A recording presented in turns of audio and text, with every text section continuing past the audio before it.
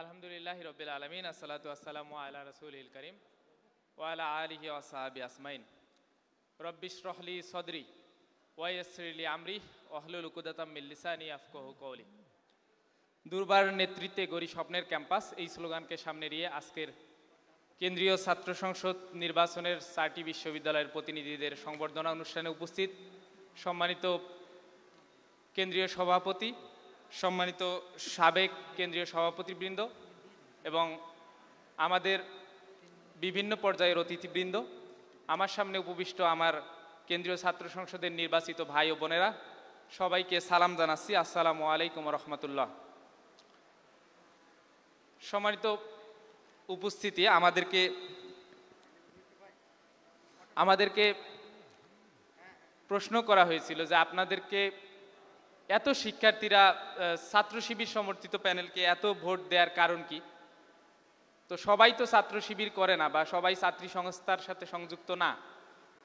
তো শিক্ষার্থীরাই বলেছিল যে ছাত্র শিবিরকে আমরা গত 15-16 বছর ধরে যেভাবে আমাদের কাছে উপস্থাপন করা হয়েছিল, যেভাবে তাদের বিরুদ্ধে প্রোপাগান্ডা ছড়ানো হয়েছিল, যেভাবে বলা হয়েছিল তারা কতটা নৃশংস, এভাবে উপস্থাপন করা হয়েছিল, সেই ব্যাপারগুলো যে পুরোটা মিথ্যা ছিল, আমরা এই জুলাই বিপ্লবের পরবর্তী 1 বছরে একেবারে নিশ্চিত হয়েছি।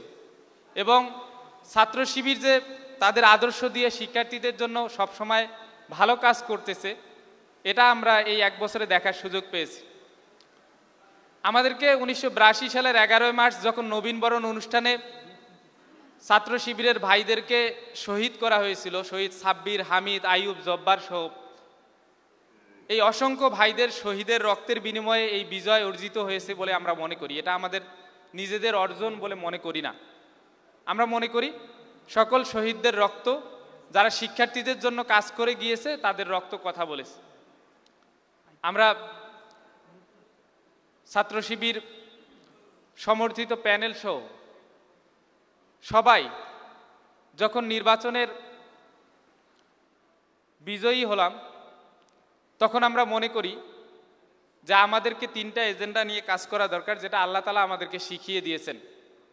যে ভালো সময় পেলে যেন আমরা মনে না করি যেটা আমাদের অর্জন, আমি ব্যক্তি বা আমি ছাত্র শিবির সভাপতি, আমি না থাকলে মনে হয় এই অর্জন হতো না, এই অহংকার যেন আমরা মনে না করি।